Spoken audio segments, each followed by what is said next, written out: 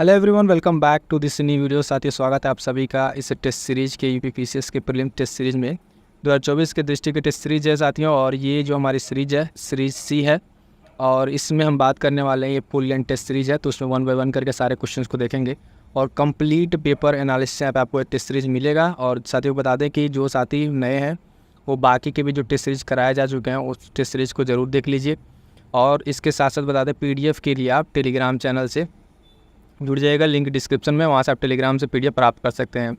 रही बात इस टेस्ट सीरीज़ की, तो इसके साथ साथ एक और श्रृंखला चल रही है जो बहुत ही महत्वपूर्ण है। वो बता दें कि टेस्ट सीरीज और PYQ जो एक शॉर्ट नोट्स बनाया जाता है लास्ट टाइम रिवीजन के लिए, वो उस चीज़ की एक सीरीज़ चल रही है। उसकी भी PDF आपको मिल जाएंगे। बहुत बेहतरीन सीरीज़ है, वो आपके प्रीलिम्स के लिए काफ़ी हेल्पफुल होने वाला है और वहाँ से आपको डायरेक्ट क्वेश्चन देखने को मिलेंगे।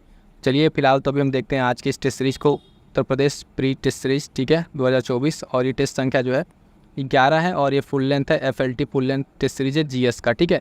तो 1 बाय 1 करके सारे क्वेश्चंस को देखेंगे। जो भी आपके डाउट्स होंगे कमेंट करके ज़रूर पूछ लीजिएगा। चलिए स्टार्ट करते हैं अपने यहाँ पे पहला क्वेश्चन। स्टार्टिंग में लग रहा है करंट अफेयर से स्टार्ट है ये, तो देखते हैं। पहला क्वेश्चन कह रहा है कि हेनले पासपोर्ट इंडेक्स 2024 में भारत का स्थान क्या है। तो ऑप्शन दिया हुआ है 57, 60, 75 या 80, ठीक है। तो हेनले पासपोर्ट इंडेक्स 2024 में पूछ रहा है भारत का स्थान क्या है, तो इसमें भारत का स्थान जो है 80वां स्थान था, ठीक है। तो राइट आंसर हो जाएगा ऑप्शन डी। जहाँ पे लगेगा कि थोड़ी चीज़ों को एक्सप्लेन करना है ऑप्शंस के साथ, वहाँ पे एक्सप्लेन करते चलेंगे, ठीक है। और जहाँ पे लगेगा जिससे थोड़ी सी आंसर से काम चल जाएगा वहाँ पे उसी तरीके से करते चलेंगे। सेकेंड है करंट अफेयर क्वेश्चन है, फटाफट से बता दें। करंट अफेयर के लिए कंप्लीट मंथली यहाँ पे वीडियोस पड़ी हुई हैं और उसके नोट्स भी हैं। उसको अगर आप कर लेते हैं तो करंट अफेयर के एक भी क्वेश्चन आपके बाहर नहीं जाने वाला है। तो जो साथी अब तक करंट अफेयर नहीं पढ़े हैं वो करंट अफेयर जाके चैनल पर वीडियोज़ पढ़ी हुई इसको ज़रूर देख लीजिएगा।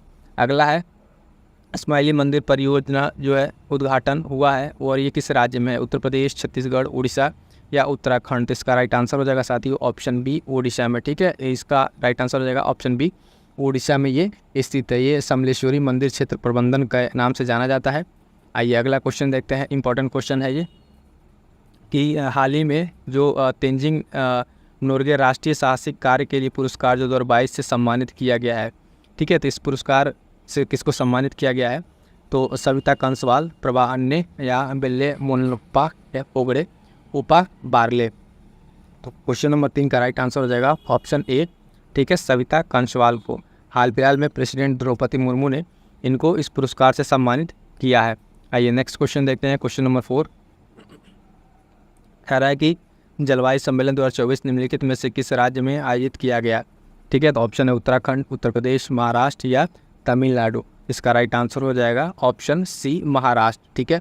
आप देखेंगे कि जो जलवायु सम्मेलन 2024 है इसका आयोजन महाराष्ट्र में किया गया है। और महाराष्ट्र कहाँ पे, तो मुंबई में। कहाँ पे, मुंबई, महाराष्ट्र में इसका आयोजन किया गया है। तो क्वेश्चन का राइट आंसर हो जाएगा ऑप्शन सी। अगला क्वेश्चन है युवा निधि योजना शुरू की गई है। तो युवा निधि योजना जो शुरू की गई है, ऑप्शन आंध्र प्रदेश, तेलंगाना, केरल या कर्नाटक। इसका राइट आंसर हो जाएगा ऑप्शन डी, कर्नाटक राज्य के द्वारा, ठीक है। युवा निधि योजना किसके द्वारा शुरू की गई है, तो कर्नाटक राज्य के द्वारा शुरू की गई है। अगला क्वेश्चन है क्वेश्चन नंबर 6, ग्रीन रूपी टर्म डिपॉजिट। ग्रीन रूपी जो है टर्म डिपॉजिट एक पहल है, किस बैंक की ये पहल है, ठीक है। तो इसका राइट आंसर हो जाएगा ऑप्शन सी, भारतीय स्टेट बैंक की ये पहल है। ग्रीन रूपी टर्म डिपॉजिट जो है किससे संबंधित है, भारतीय स्टेट बैंक से संबंधित है। नेक्स्ट क्वेश्चन देखते हैं। अयुत्या जो अभ्यास है भारत और किस देश के बीच एक द्विपक्षीय समुद्री अभ्यास है। मोस्ट इम्पॉर्टेंट है क्योंकि आप देखेंगे खासकर यूपीपीसीएस प्रीलिम्स में संयुक्त जो सैन्य अभ्यास होते हैं वहाँ से एक प्रश्न आपको देखने को मिलता है। इसके लिए साथ ही एक सेपरेट वीडियो जो बना दी गई है कंप्लीट सैन्य अभ्यास से, उसमें आपको सारे अभ्यास एक जगह मिल जाएंगे और सिर्फ एक 10 से 15 मिनट की वीडियो करने के बाद आपको चैनल पर मिल जाएगी, ठीक है। उसकी PDF भी एक शॉर्ट नोट्स 5 से 10 पेज की PDF बना के टेलीग्राम चैनल पर डाल दिया गया है। इसलिए कह रहे हैं कि यहाँ से क्वेश्चन कंफर्म है। तो जो इस तरह के टॉपिक्स हैं जहाँ से क्वेश्चन बनते ही बनते हैं उस तरह के टॉपिक्स को आप मिस मत कीजिएगा। फिलहाल इसका राइट आंसर हो जाएगा ऑप्शन डी, थाईलैंड, ठीक है। अयुत्या जो है एक द्विपक्षीय समुद्री अभ्यास है और ये किसके साथ होता है, तो ये होता है देखेंगे आप थाईलैंड के साथ, ठीक है। राइट आंसर हो जाएगा ऑप्शन डी, थाईलैंड, ठीक। एक द्विपक्षीय अभ्यास है किसके साथ, थाईलैंड के साथ। इस बार नया है तो थोड़ा सा ध्यान रखिएगा। अगला क्वेश्चन है अंतर्राष्ट्रीय विज्ञान महोत्सव 2023 निम्नलिखित में से किस शहर में आयोजित किया गया था। नई दिल्ली, फरीदाबाद, गुरुग्राम या पुणे। तो इस बार का जो अंतर्राष्ट्रीय ये महोत्सव है ये आयोजन किया गया था, ऑप्शन बी राइट आंसर हो जाएगा, फरीदाबाद में स्टार्ट किया गया था। चलिए नेक्स्ट क्वेश्चन देखते हैं, क्वेश्चन नंबर 9। क्वेश्चन नंबर 9 क्या कह रहा है कि जनवरी 2024 में विश्व स्वास्थ्य संगठन द्वारा निम्नलिखित में से किस देश को मलेरिया मुक्त अब घोषित किया गया है? ठीक है, केप वर्दे, थाईलैंड, इंडोनेशिया या कोमोरोस। ठीक है, तो इसका राइट आंसर हो जाएगा केप वर्दे को हाल फिलहाल में WHO के द्वारा जो है मलेरिया मुक्त देश घोषित किया गया। किसको? केप वर्दे को घोषित किया गया। मोस्ट इंपॉर्टेंट है, एक काम कीजिएगा, ये टेस्ट सीरीज आप लोग जिस तरीके से लगा रहे हैं तो इसके जो करंट अफेयर के क्वेश्चन है, ठीक है, करंट अफेयर के क्वेश्चन है उसके आप लोग अलग नोट्स बनाते चलिएगा जो आपका गलत हो रहा है, क्योंकि बाकी जो GS का है उसका तो हम शॉर्ट नोट्स आपको प्रोवाइड करा रहे हैं एक अलग उसका नोट्स बना के, तो वो तो आपके लिए हेल्पफुल होगा। बाकी करंट अफेयर के लिए कहेंगे कि आपका जो इसमें से आपको नो आ रहा हो, आपको जो नो आ रहा हो उसका नोट्स बना लीजिएगा। नेक्स्ट क्वेश्चन है कि उत्तर प्रदेश ने अपना 75वां स्थापना दिवस कब मनाया है? तो उत्तर प्रदेश का जो स्थापना दिवस मनाया जा रहा है वो 24 जनवरी, ठीक है, 2024 को मनाया गया। हाल फिलहाल इसको 24 जनवरी से जो मनाना स्टार्ट हुआ है, ये क्वेश्चन पूछ सकता है कब से स्टार्ट हुआ था। 2018 से देखेंगे इसको मनाना स्टार्ट किया गया था, तो 24 जनवरी को 10वां का राइट आंसर हो जाएगा ऑप्शन डी। ठीक है, 24 जनवरी को इसको मनाया गया 75वां स्थापना दिवस। अगला है कि हाल ही में उत्तर प्रदेश के निम्नलिखित में से किस जिले में संविद गुरुकुलम गर्ल्स सैनिक स्कूल का उद्घाटन किया गया है? गोरखपुर, मथुरा, प्रयागराज या लखनऊ। तो इसका राइट आंसर हो जाएगा ऑप्शन बी, मथुरा में। ठीक है, मथुरा में ये सैनिक गर्ल्स स्कूल का उद्घाटन किया गया है, बहुत ही इंपॉर्टेंट है, इसको ध्यान रखिएगा। नेक्स्ट क्वेश्चन देखेंगे, क्वेश्चन नंबर 12। पराक्रम दिवस की जयंती के उपलक्ष्य में मनाया जाता है? पराक्रम दिवस किनकी जयंती के उपलक्ष्य में मनाया जाता है? तो राइट आंसर हो जाएगा ऑप्शन डी, सुभाष चंद्र बोस की जयंती। किस डेट को ये मनाया जाता है पराक्रम दिवस? तो आप देखेंगे इसको 23 जनवरी को। ठीक है, 23 जनवरी को मनाया था पराक्रम दिवस, सुभाष चंद्र बोस की जयंती है, इसको ध्यान रखिएगा। ठीक है, सुभाष चंद्र बोस आपदा प्रबंधन पुरस्कार भी यहाँ पे दिया जाता है। ठीक है, पराक्रम दिवस मनाया जाता है किसके उस उपलक्ष्य में? तो सुभाष चंद्र बोस के उपलक्ष्य में इसको मनाया जाता है।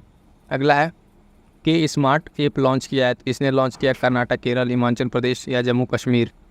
तो क्वेश्चन नंबर 13 का राइट आंसर हो जाएगा कि स्मार्ट ऐप लॉन्च किया गया है केरल के द्वारा। किसके द्वारा? केरल के द्वारा लॉन्च किया गया है कि स्मार्ट ऐप। अगला क्वेश्चन है कि विश्व हिंदी दिवस, विश्व हिंदी दिवस के बारे में निम्नलिखित में कौन सा कथन सही है? प्रतिवर्ष 10 जनवरी को मनाया जाता है, प्रतिवर्ष 10 जनवरी को मनाते हैं, तो बिल्कुल सही है। विश्व हिंदी सचिवालय फिजी में स्थित है। ठीक है, तो विश्व जो सचिवालय इसका है ये ऑप्शन गलत है, फिजी में 9 स्थित होकर कहाँ पर स्थित है?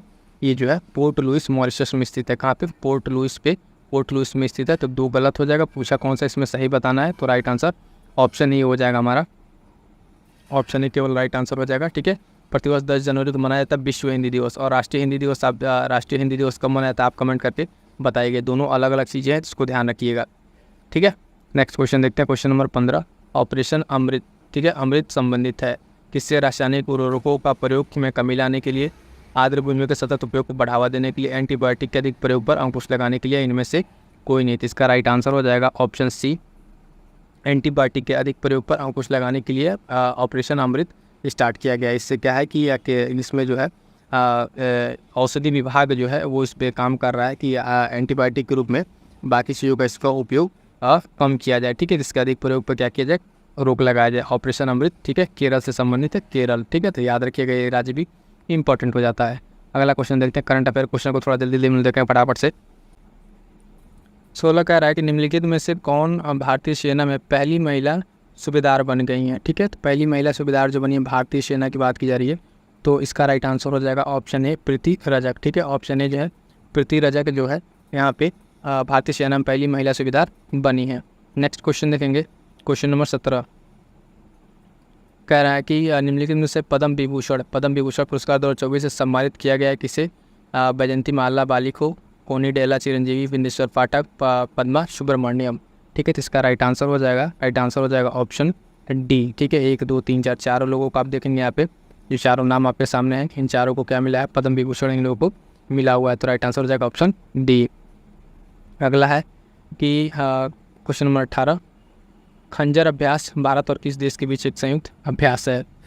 तो आप देखेंगे खंजर अभ्यास यूनाइटेड किंगडम, किर्गिस्तान, वियतनाम या रूस। इसका राइट आंसर हो जाएगा ऑप्शन बी, किर्गिस्तान के बीच में जो है अभ्यास खंजर किया जाता है भारत और किर्गिस्तान के मध्य। ये एक क्या है, सैन्य अभ्यास है।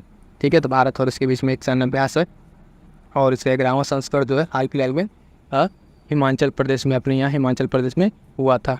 नेक्स्ट क्वेश्चन देखेंगे, क्वेश्चन नंबर 19 क्या है कि हाल ही में कच्ची खरेक को भौगोलिक संकेतक जो मिला, GI टैग मिला है, ये किससे संबंधित है? कच्ची खरेक राजस्थान से, मध्य प्रदेश से, गुजरात से या उत्तर प्रदेश से? इसका राइट आंसर हो जाएगा ऑप्शन सी। ठीक है, गुजरात से। कच्ची खरेक का संबंध कहाँ से? गुजरात से है और इसको GI टैग हाल फिलहाल में दिया गया है। अगला है राष्ट्रीय युवा दिवस मनाया जाता है। तो राष्ट्रीय युवा दिवस आप सभी जानते हैं, विवेकानंद, स्वामी विवेकानंद की चित्र मनाई है उन पर। ठीक है, तो ये 12 जनवरी को मनाया जाता है। कब? 12 जनवरी को मनाया जाता है राष्ट्रीय युवा दिवस। ठीक है, राष्ट्रीय युवा दिवस 12 जनवरी और अंतर्राष्ट्रीय युवा दिवस जो है वो मनाया जाता है आपका 12 अगस्त को। किसको? 12 अगस्त को मनाया था, उसको भी ध्यान रखिएगा।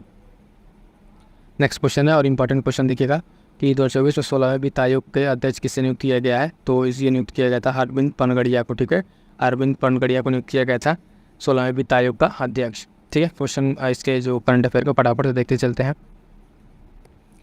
22 निम्नलिखित में से किस बैंक ने 100 डेज 100 पे अभियान शुरू किया है? तो किस बैंक ने? भारतीय reserve bank, state bank, Punjab national bank या यस बैंक? ये शुरू किया गया है, आप दे देंगे भारतीय रिजर्व बैंक के द्वारा, RBI के द्वारा शुरू किया गया है। किसके द्वारा? RBI के द्वारा शुरू किया गया है ये 100 डेज 100 पे अभियान। इसमें जो मोस्टली करंट अफेयर हमें लग रहा है इसमें, इस वाले में, वो जनवरी का है। आप इस चैनल के प्लेलिस्ट में जाएंगे तो जनवरी से लेके फरवरी, मार्च, अप्रैल, इस तरीके का हर महीने करंट अफेयर वीडियोज़ है और उसमें टॉप मोस्ट इंपॉर्टेंट 100 क्वेश्चन है। तो वहाँ से अगर आप कर लेते तो सारे क्वेश्चन आपके कंप्लीट यहाँ पे हो जाएंगे, क्वेश्चन आपका छूटेगा नहीं यहाँ से। जनवरी 2024 में फेलिक्स त्सिसेकेदी को राष्ट्रपति चुना गया है। कहाँ का चुना गया है? ठीक है, तो कॉन्गो लोकतांत्रिक गणराज्य, अंगोला, घाना, नाइजीरिया, तो इनको जो राष्ट्रपति चुना गया है, ठीक है, वो ऑप्शन हो जाएगा राइट आंसर कि कांगो। ठीक है, कांगो का यहाँ पे इनको, कांगो लोकतांत्रिक का यहाँ पे इनको राष्ट्रपति चुना गया है। अगला क्वेश्चन है कि 24 नंबर, 1 जनवरी 2024 को निम्नलिखित में से कौन सा देश अब भूकंप से प्रभावित हुआ था? ठीक है, न्यूजीलैंड, सिंगापुर, क्यूबा या फिर जापान? तो इसका राइट आंसर हो जाएगा ऑप्शन सी, जापान जो है। यहाँ पे लगभग 7.6 तीव्रता का भूकंप आया था इसके पश्चिमी तट पर। ठीक है, जापान के पश्चिमी तट पर आया था, तो ये प्रभावित रहा था। अगला है निम्नलिखित में से कृषि विज्ञान में एम एस स्वामीनाथन जो पुरस्कार है किससे सम्मानित किया? मोस्ट इंपॉर्टेंट है, बहुत बेहतरीन क्वेश्चन है ये। ठीक है, तो भानु झा को, प्रशांत मेहता को, राजकिशोर को या BR कम्बोज को? तो राइट आंसर हो जाएगा ऑप्शन डी, BR कम्बोज को। एम एस स्वामीनाथन का पुरस्कार जो है कृषि क्षेत्र में दिया गया है BR कम्बोज को। अगला क्वेश्चन है किस राष्ट्र ने हिम तेंदुओं को अपना राष्ट्रीय प्रतीक घोषित किया है? ठीक है, तो भूटान, कजाकिस्तान, किर्गिस्तान या तजाकिस्तान? तो इसका राइट आंसर हो जाएगा ऑप्शन डी। ठीक है, किर्गिस्तान ने। किसने घोषित किया है? किर्गिस्तान ने घोषित किया है।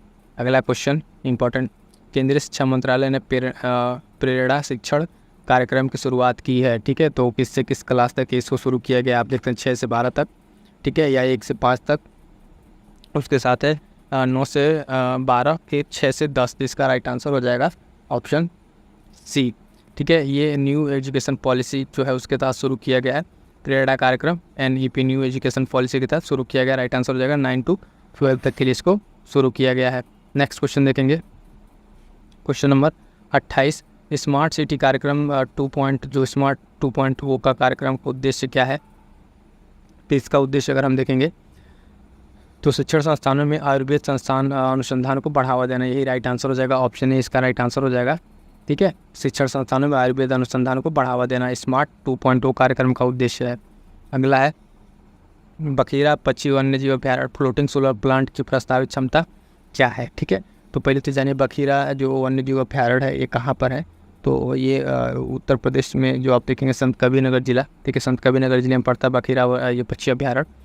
और यहाँ पे जो फ्लोटिंग सोलर पावर प्लांट है इसकी क्षमता की अगर हम बात करेंगे तो इसकी क्षमता है 50 मेगावाट। कितनी? 50 मेगावाट इसकी क्षमता है। तो राइट आंसर ऑप्शन डी हो जाएगा। अगला है कि सप्त सिंधु शब्द पहली बार उल्लेख किया गया था। ठीक है, सप्त सिंधु पहली बार उल्लेख किया गया था, इस शब्द का प्रयोग कहाँ पे किया गया था?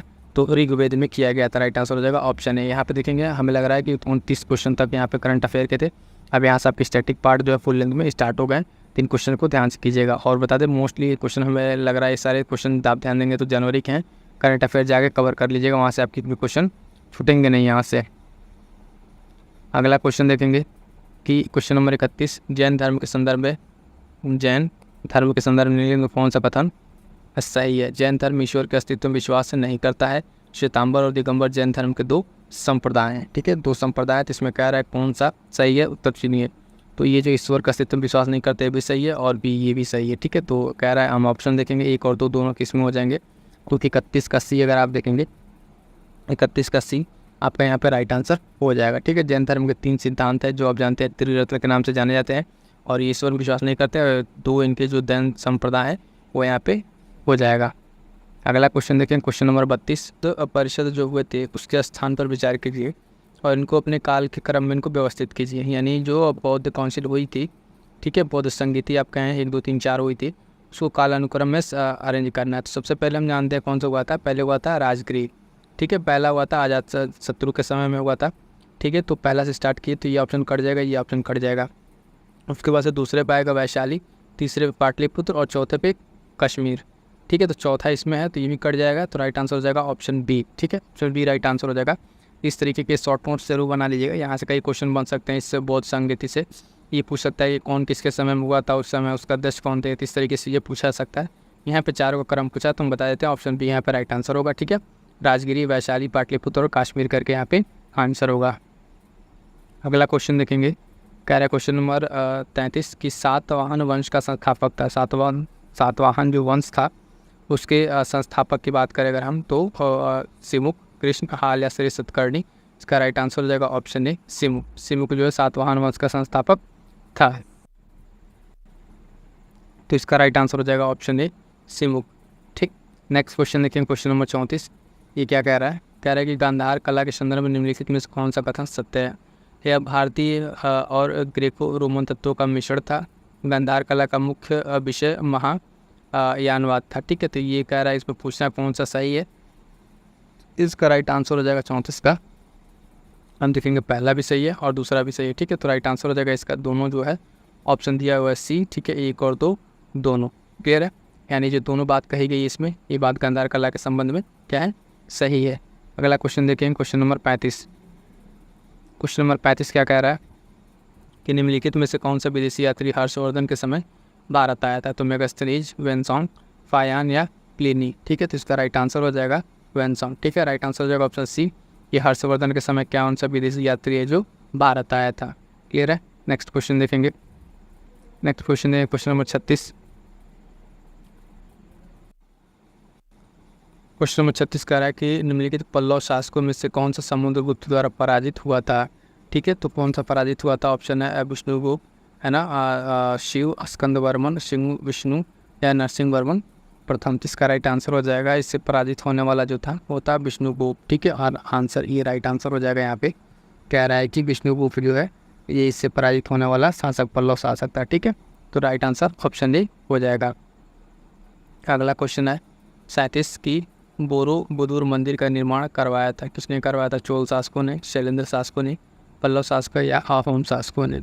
इसका राइट आंसर हो जाएगा ऑप्शन सी, शैलेंद्र शासकों द्वारा बोरोबुदुर मंदिर का निर्माण कराया गया था, ठीक है। 9वीं शताब्दी का ये मंदिर है लगभग, ठीक है। और यहाँ पे आप देखेंगे कि ये जो है भारतीय जावा कला का सबसे बड़ा स्मारक है, ठीक है। भारतीय जावा कला का सबसे बड़ा स्मारक है और ये निर्माण किया गया शैलेंद्र शासकों के द्वारा निर्माण किया गया है। अगला क्वेश्चन देखेंगे, क्वेश्चन नंबर 38। निम्नलिखित में से किसने नालंदा विश्वविद्यालय की आधारशिला रखी थी? तो स्कंदगुप्त, कुमारगुप्त, चंद्रगुप्त या समुद्रगुप्त।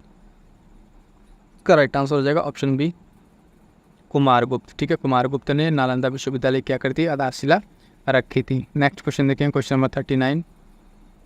निम्नलिखित में से कौन सा पूरा पौराणिक स्थल सही सुमेलित नहीं है? नहीं पूछ रहा है, ठीक है। तो देखना पहले भीमबेटका मध्य भारत, है ना, भीमबेटका मध्य भारत, ठीक है। आदमगढ़ की पहाड़ियाँ, नर्मदा घाटी, पोटवार पठार जो है दक्षिण भारत, ठीक है। पोटवार पठार की बात कर रहा है तो पोटवार पठार कह रहा है दक्षिण भारत, तो ये जो है आप देखें पोटवार पठार, इसमें थोड़ा सा डाउट है। सोन घाटी उत्तर पश्चिम भारत, सही ये सही है। तो ऑप्शन सी यहाँ पे राइट आंसर हो जाएगा। 39 का क्या हो जाएगा? ऑप्शन सी हो जाएगा, ठीक है। हाँ, ऑप्शन सी इसका राइट आंसर हो जाएगा। क्या? पोटवार पठार जो है दक्षिण भारत कह रहा है, ठीक। तो ये है कहाँ पर? ठीक है, ये दक्षिण भारत में, अगर नहीं है तो ये है उत्तर पश्चिम भारत में, यानी उत्तर पश्चिम भारत में भी ये भी है, सोन घाटी भी यहीं पे। सी गलत पूछ रहा है, सी यहाँ पर राइट आंसर हो जाएगा हमारा। अगला क्वेश्चन है कि राष्ट्रकूट के संदर्भ में निम्नलिखित में से कौन सा ऐसे कथन सही है। राष्ट्रकूट साम्राज्य की स्थापना दंती दुर्ग ने की थी, ठीक है, स्टेटमेंट सही है ये। राष्ट्रकूट के शासन के दौरान अल मसूदी ने भारत का दौरा किया था, ठीक है, अल मसूदी ने भारत का दौरा किया था, तो ये बात भी सही है। पूछ रहा कौन सा सही है, तो राइट आंसर यहाँ हो जाएगा हमारा option C, option C right answer हो जाएगा 40 का। दोनों स्टेटमेंट अपनी जगह सही हैं। अगला क्वेश्चन है कि राजिया दिल्ली की सुल्तान बनी थी, कब बनी थी, 1234, 36 या 35, 37 में डायरेक्ट ईयर पूछ लिया हुआ है, ठीक है, तो 41 का आपका राइट आंसर हो जाएगा ऑप्शन सी। 1236 में जो है रजिया जो है दिल्ली की सुल्तान बनती है, प्रथम महिला बनती है शासक, ठीक है, ये बनती है क्या है, गुलाम वंश की रहती है ये, तो इसके बारे में इतनी सब जानकारी आपको पता होनी चाहिए। अगला क्वेश्चन नंबर 42, निम्नलिखित में से कौन सा दिल्ली सल्तनत में सरकारी अधिकारी संबंधित कार्य तो सुमेलित नहीं है। सुमेलित नहीं पूछ रहा, अस्वातार जो है घुड़सवार के बारे में बात कर रहा है, ठीक है, ये बात तो सही है। खूत जो है व्यापारी है, ठीक, ये भी सही है ना। खूत या मुकद्दम ये क्या है, खूत का कार्य ये व्यापारी, और सुमेलित नहीं पूछ रहा है, ठीक है 42। तो उसके बाद से आप देखेंगे शाहना, ठीक है, मंडी नियंत्रक अधिकारी, आमिल भूराज संग्रह करता, तो यहाँ पे खूत मुकद्दम जो है यहाँ पे ये वाला सुमेलित नहीं दिख रहा है, ठीक है, ठीक है, तो राइट आंसर हो जाएगा यहाँ पे ऑप्शन बी। बाकी जो है सब सुमेलित सही अपनी जगह पे सही सुमेलित है। नेक्स्ट क्वेश्चन देखेंगे, क्वेश्चन नंबर 43, मूल रूप से लिखी गई तुजुक बाबरी की भाषा थी फारसी, तुर्की, अरबी या उर्दू, ठीक है, तो इसका राइट आंसर हो जाएगा ऑप्शन बी, ठीक है, तुर्की जो है इसकी मूल भाषा है। तुजुक बाबरी की मूल भाषा क्या है, ये फारसी में ना होगा, किस में है, तुर्की में है। अगला क्वेश्चन देखेंगे, मध्यकालीन भारत में इतिहास के संदर्भ में गजे सिकंदरी का तात्पर्य है, तो गजे सिकंदरी क्या है, भूमि पैमाना, कपड़ा मापन पैमाना, कृषि कर, अनुदित फारसी रचनाएं, तो इसका राइट आंसर क्या हो जाएगा, राइट आंसर हो जाएगा ऑप्शन ए, भूमि मापन का पैमाना है, ये क्या है, भूमि मापन का पैमाना है गजे सिकंदरी मध्यकालीन भारत में। अगला क्वेश्चन देखेंगे 45 नंबर, ईस्ट इंडिया कंपनी की प्रारंभिक नीतियों के संदर्भ में निम्नलिखित में कौन सा से कथन सही है। बक्सर की युद्ध के बाद कंपनी ने भारतीय राज्यों में रेजिडेंस नियुक्त किया, ठीक है, क्या ये स्टेटमेंट आपको सही लग रहा है। और कंपनी नियमित रूप से अज्ञात क्षेत्र पर सीधे सैन्य आक्रमण करती थी, ठीक है, तो क्या करती थी, सीधे सैन्य आक्रमण करती थी, तो ये बात कितनी हद तक सही है, तो आप देखेंगे यहाँ पे पहला सही है, दूसरा गलत है, ठीक है, कंपनी जो है राज्यों पर रेजिडेंस नियुक्त की लेकिन सीधा आक्रमण नहीं करती थी, तो राइट आंसर क्या हो जाएगा हमारे यहाँ पे ऑप्शन ए राइट आंसर हो जाएगा, क्या हो जाएगा ऑप्शन ए यहाँ पे हमारा राइट आंसर हो जाएगा।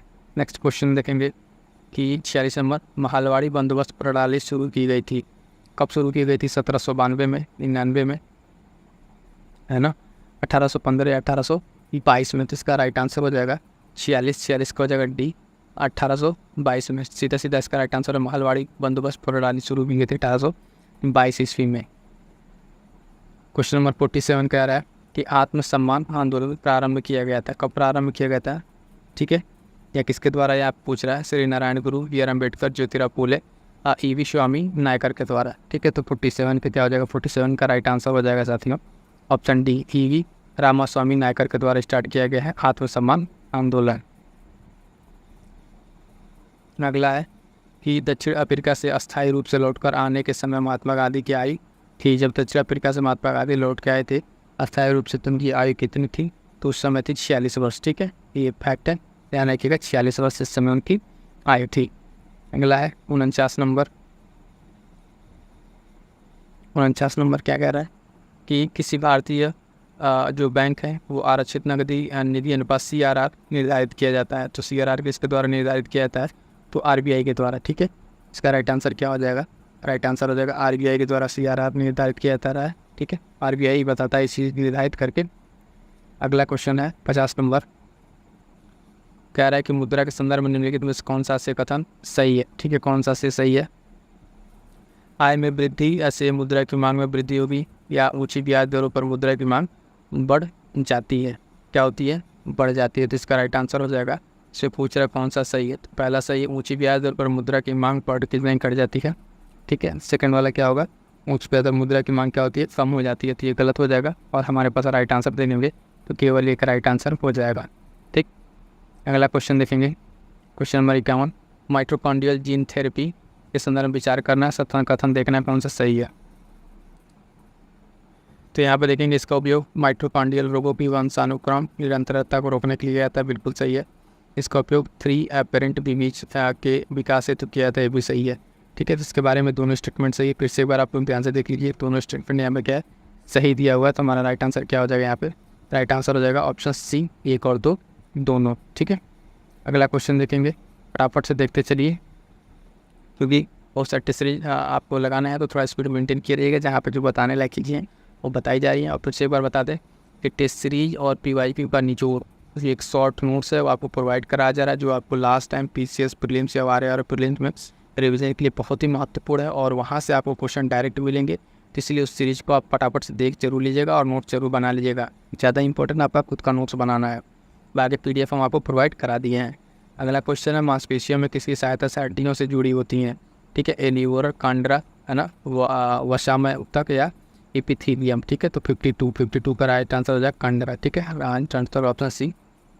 टेंडन जो है इसकी वजह से क्या होती है, मांसपेशियां हड्डियों से जुड़ी होती हैं। क्लियर है। नेक्स्ट क्वेश्चन देखें, क्वेश्चन नंबर 53, स्टेडियम की मैक्सिकन तरंग किसका उदाहरण है। ठीक है, किसका उदाहरण है, 53 नंबर क्वेश्चन। तो ये उदाहरण हो जाएगा अनुप्रस्थ तरंग का। किसका, अनुप्रस्थ तरंग का ये उदाहरण हो जाएगा। तो राइट आंसर हो जाएगा इसका ऑप्शन ए। अगला क्वेश्चन है 54 नंबर, फुफ्फुस सिराएं कहाँ पाई जाती हैं। फुफ्फुस सिराएं कहाँ पाते हैं, वृक्क, यकृत, थायराइड या क्षुद्रांत में। तो 54 का आपका राइट आंसर हो जाएगा ऑप्शन बी, यकृत में। ठीक है, ये है फर सिराएं जो है, फर सिराएं पे ध्यान देंगे, ये कहाँ पाई जाती हैं, यकृत में पाई जाती हैं। अगला क्वेश्चन कह रहा है 55 नंबर, कि निम्नलिखित में से किसने सबसे पहले ब्लैक होल की भविष्यवाणी की थी। तो John Archibald Miller, John Mitchell, Einstein या सत्येंद्रनाथ बोस। इसका राइट आंसर हो जाएगा। ठीक है, राइट आंसर क्या हो जाएगा इसका, हम लोग आ रहे हैं क्वेश्चन नंबर 55 पे। 55 का राइट आंसर हो जाएगा जॉन मिशेल। ठीक है, जॉन मिशेल 18वीं शताब्दी में पहले व्यक्ति थे जिन्होंने इसकी भविष्यवाणी की थी। तो राइट आंसर हो जाएगा ऑप्शन बी, जॉन मिशेल। अगला क्वेश्चन है कि विद्युत आवेश की अंतर्राष्ट्रीय SI मात्रक क्या है। तो विद्युत आवेश आप जानते हैं, ठीक है, विद्युत आवेश एम्पियर, वाट, वोल्ट या कूलम। ठीक है, तो इसका राइट आंसर क्या हो जाएगा, ऑप्शन डी, कूलम। इसका राइट आंसर हो जाएगा, आवेश का मात्रक क्या हो जाएगा, कूलम हो जाएगा। नेक्स्ट क्वेश्चन देखेंगे 57, निम्नलिखित में से कौन सी क्षार धातु नहीं है। ठीक है, क्षार धातु पूछ रहा है कौन सी नहीं है। तो ऑप्शन हमारे पास लिथियम, सोडियम, पोटेशियम। ठीक है, पोटेशियम और मैग्नीशियम। तो यहाँ पे राइट आंसर हो जाएगा ऑप्शन डी, मैग्नीशियम। ठीक है, मैग्नीशियम क्या है, यहाँ पे अगर आप देखेंगे तो मैग्नीशियम जो है क्षार धातु नहीं है। ठीक है, तो क्या हो जाएगा राइट आंसर इसका, मैग्नीशियम। नेक्स्ट क्वेश्चन देखेंगे, ये सारे क्वेश्चन जो साइंस के है ना, शॉर्ट नोट्स और PYQ में कराए हुए हैं, फिर वही चीज फिर यहाँ पे पूछा जा रहा है। निम्नलिखित में से प्राकृतिक रूप से पाए जाने वाले स्रोत जो है वो सुमेलित नहीं है। तो मेथनोइक अम्ल नींबू, ठीक, एसिटिक अम्ल सिरका, टार्टेरिक अम्ल इमली, ऑक्जेलिक अम्ल टमाटर। पहले ही वाला आपका गलत है, मेथनोइक अम्ल जो है नींबू से नहीं मिलता है। क्या हो गया, मेथनोइक अम्ल जो है ये मिलता है आपको इसमें बिच्छू के डंक में। किसके, बिच्छू का जो डंक होता है उसमें मिलता है नींबू में। नींबू में क्या हो जाएगा, नींबू में आप देखेंगे तो क्या आ जाएगा, नींबू में जो मिलता है वो मिलता है आपका साइट्रिक अम्ल। क्या मिलता है, साइट्रिक अम्ल मिलता है, नोट कर लेंगे इसको।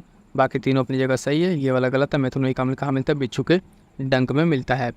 अगला क्वेश्चन है, बेकिंग सोडा का रासायनिक नाम क्या है। बेकिंग सोडा का रासायनिक नाम sodium bicarbonate, potassium carbonate, calcium carbonate या जिंक ऑक्साइड। ठीक है, तो 59 का राइट आंसर हो जाएगा ऑप्शन है सोडियम बाइकार्बोनेट। बेकिंग सोडा का रासायनिक नाम क्या हो जाएगा, बेकिंग सोडा, इसका रासायनिक नाम सोडियम बाइकार्बोनेट हो जाएगा।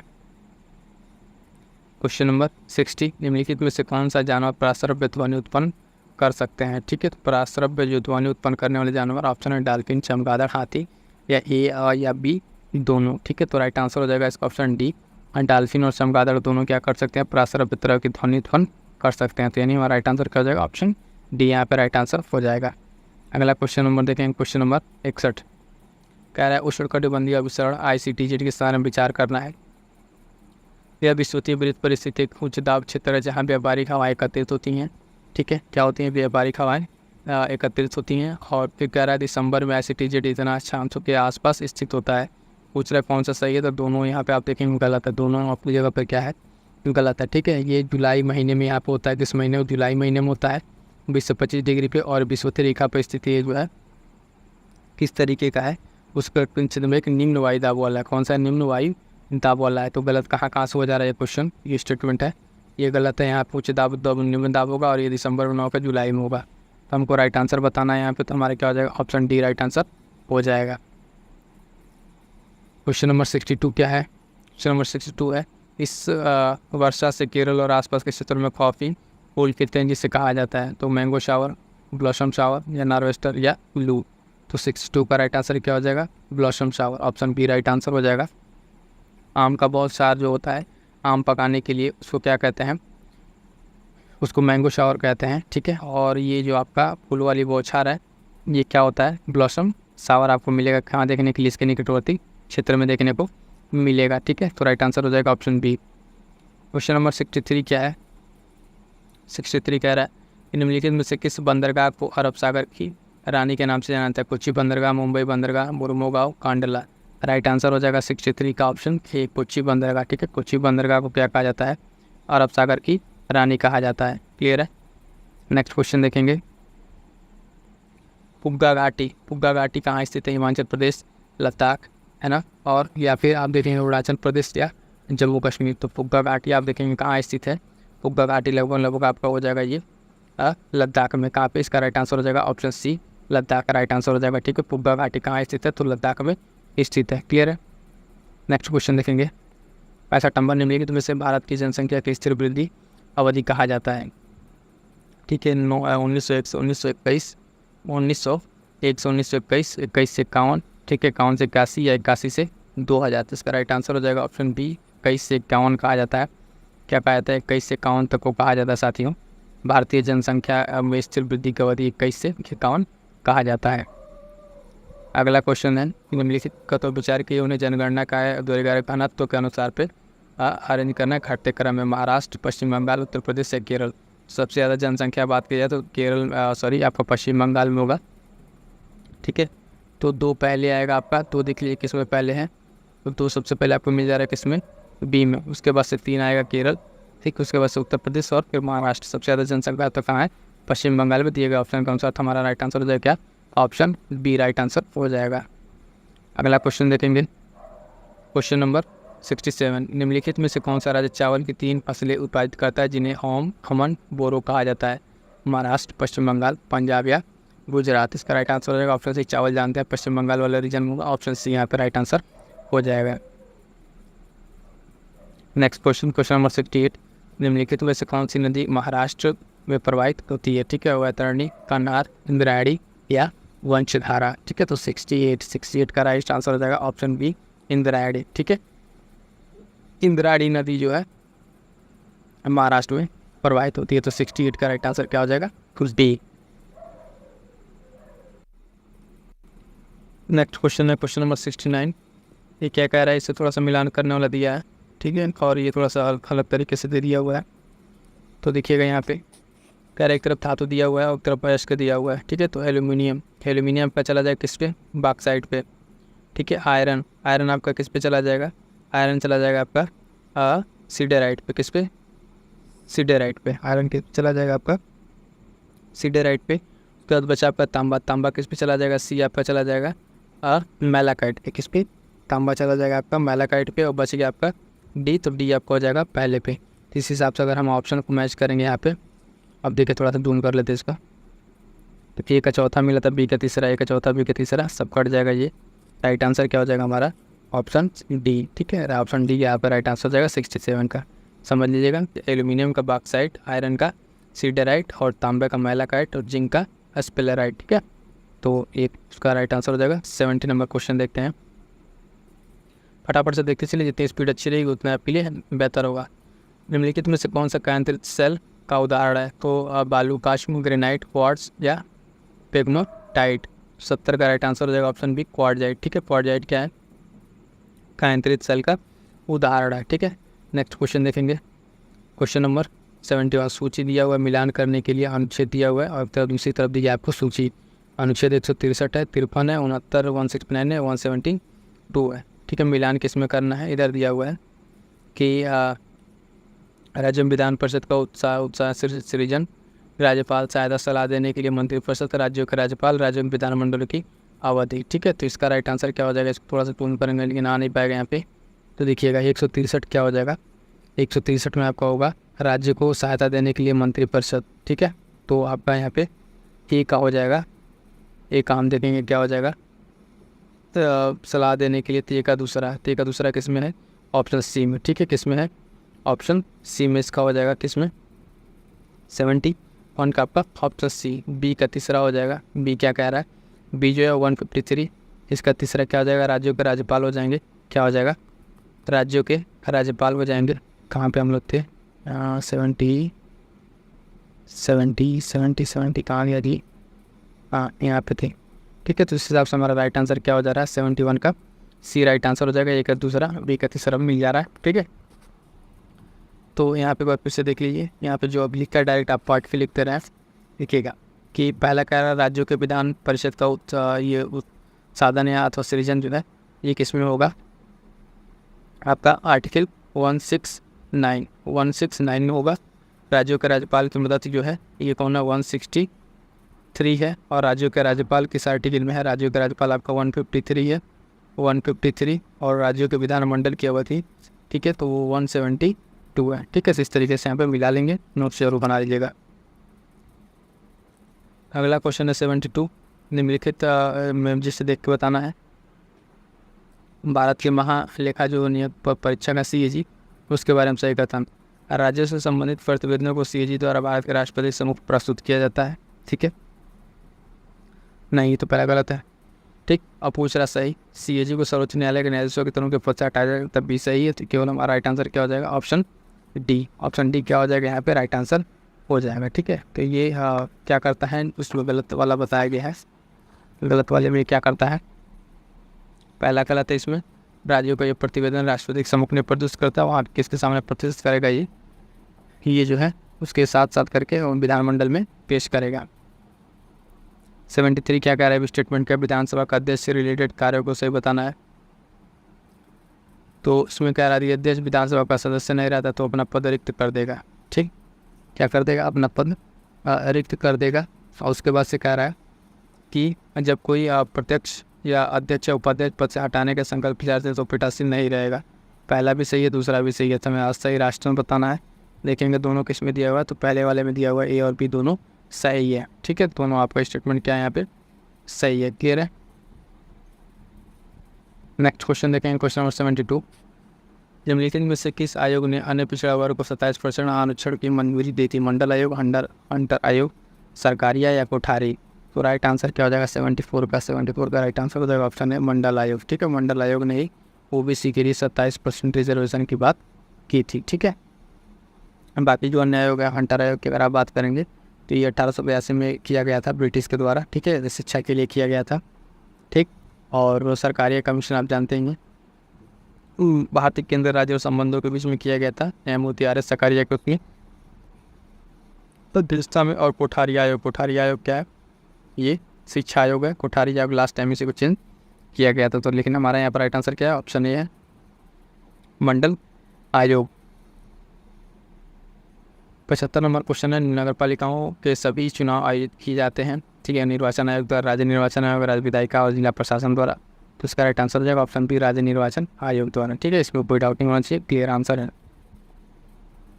धन विधेयक के संदर्भ में निम्नलिखित में से कौन सा कथन गलत है या सही है। ठीक है, तो ये बताना है कौन सा गलत है या सही है। संसद किसी भी सदन में प्रस्तुत किया ऐसा धन विधेयक बिल्कुल नहीं, पहला तो ऐसे ही गलत हो जाएगा। ठीक है, पहला गलत हो जाएगा। राज्य सभा द्वारा संशोधित और स्वीकार किया जा सकता है, बिल्कुल नहीं, मनी बिल्कुल उनको पास ही पास करना है। तो पूछ रहा कौन सा सही है, तो 9 तो 1 9 तो 2 यानी बी यहाँ पे राइट आंसर हो जाएगा कि पहला भी सही नहीं है, दूसरा भी सही नहीं है। ठीक है, तो राइट आंसर क्या हो जाएगा धन विधेयक के बारे में, बी 9 तो 1 9 तो 2, ये भी गलत है, ये भी गलत है। इसको सिर्फ और सिर्फ लोकसभा में पेश किया जा सकता है और यहाँ पे राज्यसभा को मंजूरी देना मैंडेटरी है। 77 नंबर देखेंगे साथियों, निम्नलिखित में से कौन लोकसभा का पहला दलित अध्यक्ष था। ठीक है, पहला दलित अध्यक्ष हम बात करेंगे किसकी, लोकसभा की। ठीक है, तो GM Balayogi option B right answer हो जाएगा। ये पहले दलित अध्यक्ष थे, याद रखिएगा लोकसभा के। अगला है, निम्नलिखित में से कौन सा अधिकार भारतीय संविधान का अनुच्छेद 21 का हिस्सा नहीं है। 21 का हिस्सा नहीं है। आश्रय का अधिकार है, विदेश यात्रा करने का है। ठीक है, और निष्पक्ष सुनवाई का अधिकार। ठीक है, तो 78 का राइट आंसर क्या हो जाएगा? ऑप्शन डी, आत्महत्या का अधिकार। ठीक है, ये क्या है आपका अनुच्छेद 21 का हिस्सा नहीं है। ठीक है, तो बाकी सब आपका क्या है, ये अधिकार आपको नहीं दिया गया है।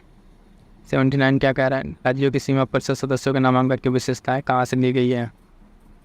ठीक है, अमेरिका से, कनाडा से, आयरलैंड से या ऑस्ट्रेलिया से? इसका राइट आंसर हो जाएगा ऑप्शन सी, आयरलैंड से। कहाँ से? आयरलैंड से ली गई है। इस पर जो राज्यों के परिषद में सदस्यों की विशेषताओं को वहाँ से लिया गया है। अगला क्वेश्चन है क्वेश्चन नंबर 80। भारत के राष्ट्रपति की वित्तीय शक्तियों के संदर्भ में विचार कीजिए कौन सा कथन सही है? धन विधेयक केवल इसकी पूर्व अनुमति से संसद में प्रस्तुत किया जा सकता है। ठीक है, तो ये बात कह रहा है किस संदर्भ में? राष्ट्रपति के संदर्भ में है। तो आप देखेंगे पहला तो स्टेटमेंट सही है, फिर दूसरा कह रहा है ठीक है, पूर्व अनुमति से इसकी सिफारिश के बिना अनुमोदन कोई मांग नहीं की जा सकती थी, ये भी सही है। तो राइट आंसर पूछ रहा है, तो हम देखेंगे यहाँ पे दोनों, तो सी महोदय के बी पे दिया हुआ है ए और दो, दोनों। ठीक है, दोनों स्टेटमेंट अपनी जगह पे क्या है, सही है। तो इसका राइट आंसर क्या हो जाएगा? ऑप्शन सी, नो ऑफ यहाँ पे क्या है, ये में दिया हुआ 1 और 2, तो ये यहाँ पे राइट आंसर हो जाएगा। क्लियर है? क्वेश्चन नंबर 81 कह रहा है कि आर्द्रता के संदर्भ में निम्नलिखित में से कौन सा कथन सही है? पहला स्टेटमेंट दिया है यहाँ पे कि निरपेक्ष आर्द्रता जो है वायु की प्रति इकाई मात्रा में जलवाष्प का भार है। ठीक है, तो ये स्टेटमेंट क्या कह रहा है? ये स्टेटमेंट अपनी जगह सही है। महासागरों के ऊपर सापेक्षिक आर्द्रता सबसे कम होती है। ठीक है, तो महासागरों के ऊपर जो है जो सापेक्षिक आर्द्रता होती है सबसे कम नहीं होती है। ये स्टेटमेंट गलत है, पूछा हमसे सही उत्तर है, तो इस हिसाब से हम इसका राइट आंसर क्या दे देंगे? ऑप्शन के हिसाब से देखेंगे केवल एक, यानी बी वाला यहाँ पे राइट आंसर हो जाएगा। ठीक है, केवल एक सही है। यहाँ पे जो है सबसे कम आर्द्रता नहीं होती है, यहाँ पे ज़्यादा होती है। ठीक है, तो ये स्टेटमेंट गलत हो जाएगा, पहला सही हो जाएगा। क्लियर है? नेक्स्ट क्वेश्चन देखेंगे क्वेश्चन नंबर 82। 82 कह रहा है कोपेन के जलवायु वर्गीकरण के में निम्नलिखित में से कौन सा ऊट अक्षर जो उष्णकटिबंधीय मानसून का प्रतिनिधित्व करता है? तो ठीक है, तो इसका राइट आंसर हो जाएगा ऑप्शन सी, एम। ठीक है, ये जो यहाँ पे है ये उष्णकटिबंधीय मानसून को क्या करता है? रिप्रेजेंट करता है। तो इसका राइट आंसर हो जाएगा ऑप्शन सी। ठीक है, अगला क्वेश्चन देखते हैं, ग्रीन हाउस गैस से रिलेटेड है। निम्नलिखित में कौन सी ग्रीन हाउस गैस से प्रमुख ग्रीन हाउस गैस है?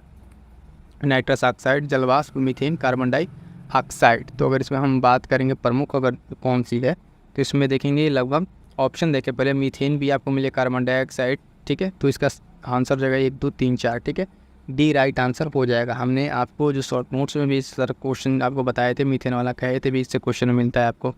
नाइट्रस ऑक्साइड, जलवाष्प, मीथेन और कार्बन डाइऑक्साइड, चारों हो जाएगा। राइट आंसर हो जाएगा ऑप्शन डी, यहाँ पे सही हो जाएगा। क्लियर है? आइए नेक्स्ट क्वेश्चन देखते हैं, क्वेश्चन नंबर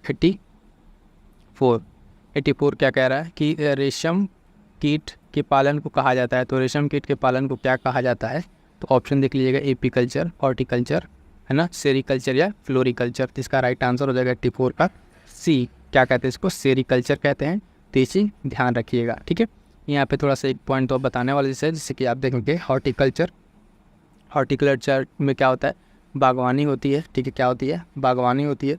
फ्लोरिकल्चर क्या है? ये फूलों की खेती है। ठीक है, फूलों की खेती को कहा जाता है फ्लोरिकल्चर, उसके अध्ययन को।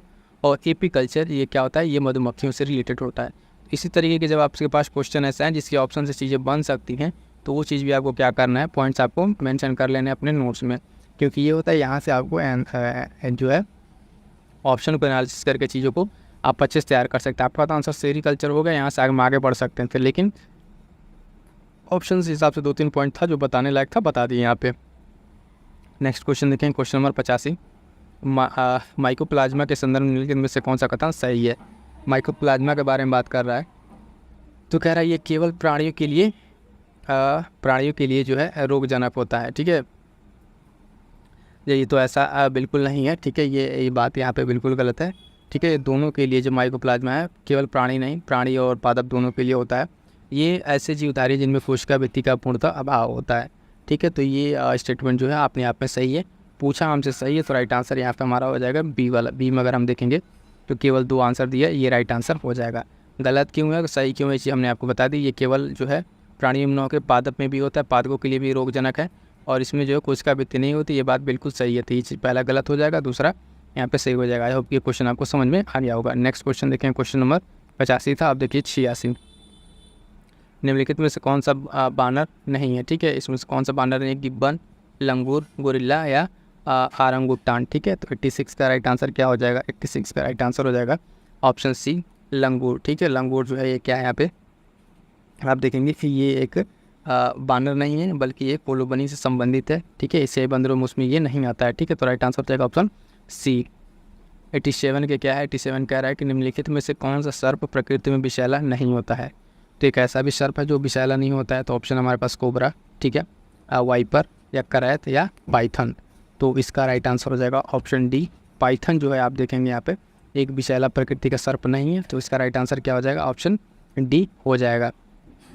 नेक्स्ट क्वेश्चन देखेंगे, क्वेश्चन नंबर 88, अखिल भारतीय थोक जो सूचकांक है उसका संशोधित आधार वर्ष क्या है, ठीक है। तो सिंपल सा ये क्वेश्चन है, इसका आधार वर्ष जो है 11-12 देखा जाता है, बी राइट आंसर हो जाएगा, ठीक है। इसमें ये जो आधार वर्ष अभी तक था 2004 को बदल के 2017 में जो है 11-12 को रख दिया गया था, इसके पहले जो था 2004 था, ठीक है, 2004 और 5 था। अगला क्वेश्चन देखेंगे 89 कह रहा है कि निम्नलिखित में से कौन सी फसल खरीफ की फसल नहीं है, ठीक है। खरीफ की फसल में धान, ज्वार, रागी या जई, ठीक है। तो इसमें कौन सा नहीं है, तो 89 का आपका राइट आंसर होगा ऑप्शन डी जरी, ऊँट जो है ये आपकी खरीफ की फसल नहीं है।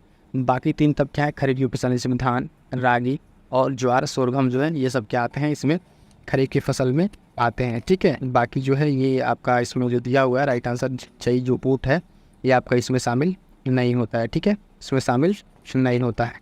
अगला क्वेश्चन देखेंगे, क्वेश्चन नंबर 90 क्या कह रहा है कि WTO द्वारा उत्पादन को विकृत करने वाली कृषि सब्सिडी को क्या नाम दिया गया है, ठीक है। तो WTO ने इसका नाम दिया एम्बर बॉक्स, ब्लू बॉक्स या ग्रीन बॉक्स, उपयुक्त में से कोई नहीं, तो इसका राइट आंसर हो जाएगा ऑप्शन ए एम्बर बॉक्स।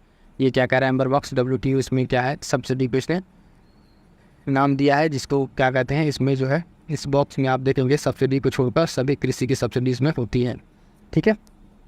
नेक्स्ट क्वेश्चन लेंगे, क्वेश्चन नंबर 91 कह रहा है कि निम्नलिखित कौन सा घाटे का वित्त पोषण का साधन है, ठीक है। तो बाह्य सहायता, आंतरिक ऋण और मुद्रा छपाई, बाह्य उधार ये जो है इसका वो नहीं है। बाकी इसको देख लेते कौन कौन सा इसमें ऑप्शन हमारे पास 1 2 3 चाहिए इसमें, ठीक है। तो राइट आंसर हो जाएगा हमारा ऑप्शन डी, इसमें 1 2 3 दिया हुआ है।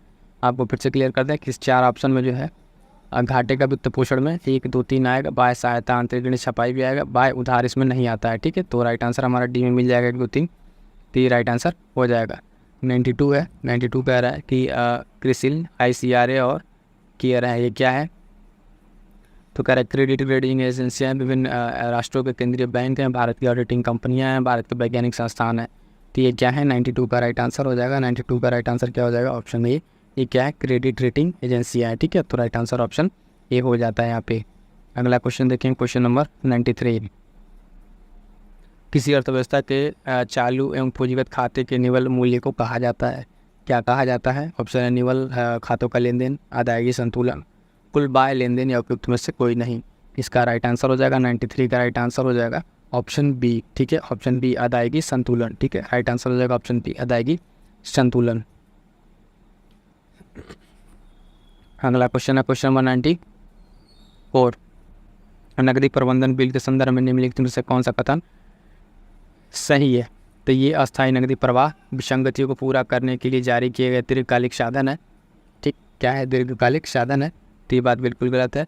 ये 91 दिनों से कम की परिपक्वता अवधि के लिए जारी किए जाते हैं, ठीक है। तो दूसरा साधन जो है यहाँ पे कहेंगे ऑप्शन सही है, पूछ हमसे सही रहा है, केवल 2 आंसर हो जाएगा, यानी ऑप्शन बी यहाँ पे राइट आंसर हो जाएगा। क्या हो जाएगा ऑप्शन बी राइट आंसर हो जाएगा, ठीक है। ये जो है इसमें पहला स्टेटमेंट क्यों गलत है देखेंगे यहाँ पे ये अस्थायी नकदी प्रवाह विसंगतियों को पूरा करने के लिए दीर्घकालिक नहीं है, यहाँ पे जो है लघुकालिक होगा, ठीक है, या अल्पकालिक कह लीजिए, तो इसलिए पहला स्टेटमेंट गलत हो जाता है। अगला क्वेश्चन है क्वेश्चन नंबर 95, ठीक है, बेसल समझौता संबंधित है बैंकिंग क्षेत्र से, शेयर बाजार से, बीमा क्षेत्र से, उपयुक्त में से कोई नहीं, ठीक है। तो बेसल समझौता किससे संबंधित है, अगर आप देखेंगे तो ये है बैंकिंग क्षेत्र से संबंधित, ऑप्शन ए राइट आंसर हो जाएगा यहाँ पे, ठीक है। किससे संबंधित है बेसल समझौते, क्या है बेसल नॉर्म्स किससे आते हैं, बैंकिंग क्षेत्र से रिलेटेड हैं, ऑप्शन ए राइट आंसर हो जाएगा। क्वेश्चन नंबर नेक्स्ट देखेंगे 96, निम्नलिखित में से कौन सा देश लाल सागर से अपनी सीमा साझा नहीं करता है, तो इरिट्रिया या इथियोपिया, ठीक है, सूडान या मिस्र। तो इसका राइट आंसर क्या हो जाएगा, राइट आंसर हो जाएगा 96 का आप देखेंगे सी इथियोपिया, ठीक है। इथियोपिया जो है आपका इससे सीमा साझा नहीं करता है, सूडान करेगा, इजिप्ट करेगा, ठीक है, और इरिट्रिया जो है ये क्या है ये भी 96 का आपका कौन सा हो गया, 96 का सी। ठीक है, लाल सागर से आप देखेंगे इरिट्रिया भी और जिबूती भी, बाकी सब करेंगे, ये सब नहीं करेगा। ठीक है, तो राइट आंसर क्या हो जाएगा, ऑप्शन सी यहाँ पे हो जाएगा। नेक्स्ट क्वेश्चन देखेंगे, क्वेश्चन नंबर 97, थोड़ा सा इसमें क्लियर नहीं है, देखिएगा कि भारत के उत्तरी मैदानों के संदर्भ में निम्नलिखित में से कौन सा कथन सही है। सिंधु गंगा क्षेत्र की जलवायु उष्णकटिबंधीय है। ठीक है, 97 कह रहा है कि वो उष्णकटिबंधीय है। ठीक है, तो ये इसका ऑप्शन जो पहला ऑप्शन है हम दे देंगे सही है। तराई हिमालय के गिरिपाद में मोटे पजड़ी और कंकड़ से युक्त संकीर्ण क्षेत्र है। तराई हिमालय के गिरिपाद में जो है आप देखेंगे यहाँ पे क्या कह रहा है, संकीर्ण क्षेत्र। ठीक है, तो यहाँ पे संकीर्ण 9 का ये ज़्यादा है, तो दूसरा गलत हो जाएगा।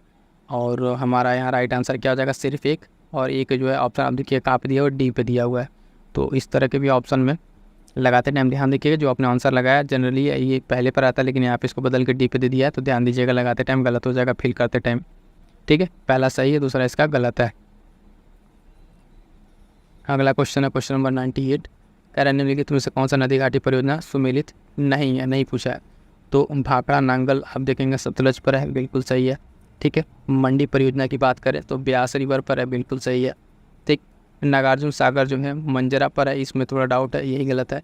फरक्का योजना आप देखेंगे, फरक्का कहाँ पर है, ये गंगा पर है, पश्चिम बंगाल में।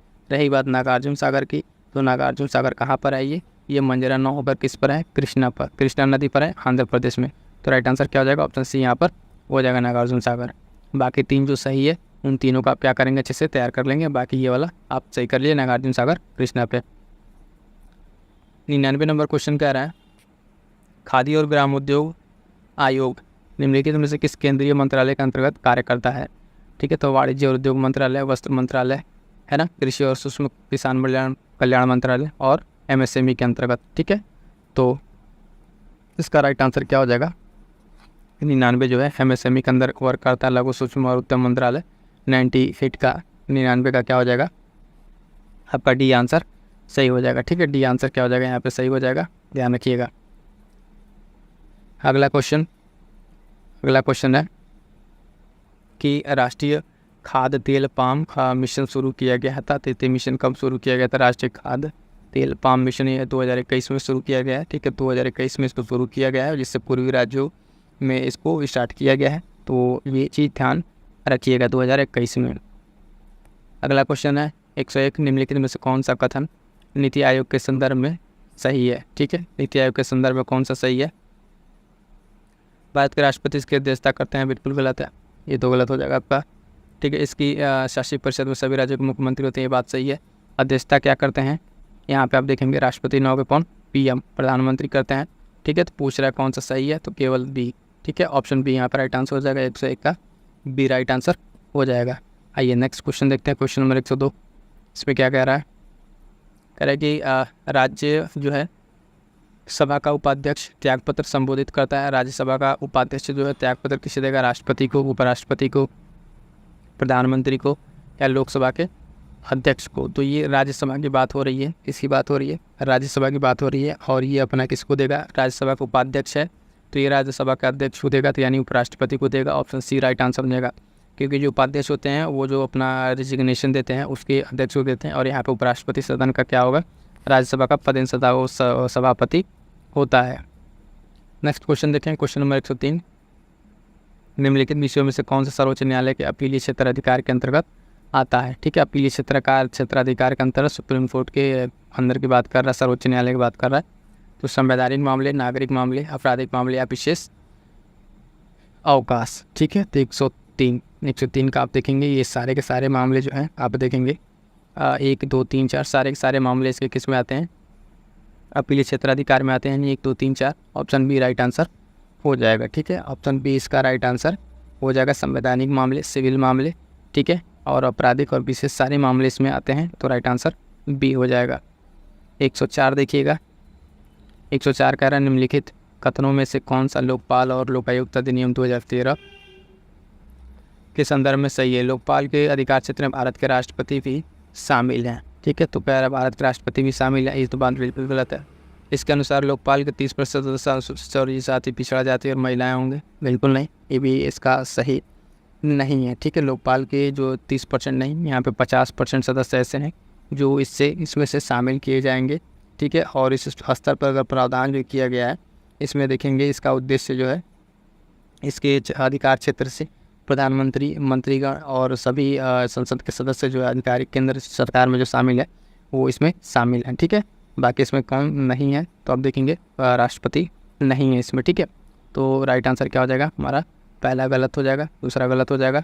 तो राइट आंसर क्या हो जाएगा, ऑप्शन सी, न तो 1 न तो 2।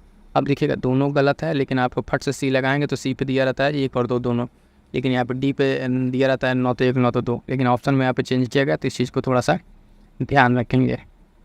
क्वेश्चन नंबर 105 क्या कह रहा है, निम्नलिखित कथनों में से कौन सा पेमेंट्स बैंक के संबंध में सही है, ठीक है। क्वेश्चन नंबर 105 है, पेमेंट बैंक के बारे में बात कर रहा है। तो वे जमा मांग स्वीकार नहीं करते हैं, वे भुगतान और प्रेषण सेवाएं प्रदान कर सकते हैं। तो यही राइट आंसर हो जाएगा 105 का, बी जो है ये इसका राइट आंसर हो जाएगा। पेमेंट्स बैंक के बारे में ध्यान रखिएगा, ये जो है डॉक्टर नचिकेत मोर समिति की जो अध्यक्षता में एक समिति थी उसी के रिकमेंडेशन पे इसको लाया गया है, तो इसे ध्यान रखिएगा। 106, निम्नलिखित में से कौन सा प्रधानमंत्री जनधन योजना के अंतर्गत शामिल है। 106 का, तो वित्तीय साक्षरता, ठीक है, लाभार्थी को रुपए कार्ड देना है भी, ठीक है, बैंकिंग सुविधाओं तक सार्वभौमिक पहुँच, तीनों शामिल है, तो उपयुक्त आंसर डी हो जाएगा। 106 का राइट आंसर क्या हो जाएगा, डी हो जाएगा। सेबी, भारतीय प्रतिभूत और विनिमय ब्रांड जो है की स्थापना की गई थी, ठीक है, तो कितने समय में की गई थी, इसका राइट आंसर हो जाएगा ऑप्शन बी 1988 में। कब, 1988 में जो सेबी की स्थापना की गई थी। और एक वैधानिक निकाय है जो क्या करता है बाकी चीज़ों को, इसमें भारतीय प्रतिभूति विनिमय बोर्ड का अधिनियम के 92 के अंतर्गत इसको लागू किया गया, लागू 1992 के अंतर्गत किया गया इसको, लेकिन स्थापना जो की गई थी वो ध्यान रखिएगा आपका, इसकी स्थापना जो है कब की गई थी, 1988 को ही कर दी गई थी, ठीक है, 1988 को की गई थी। और उस अधिनियम 92 का अधिनियम के अंतर्गत इसको लागू किया गया। राइट आंसर हो जाएगा ऑप्शन बी।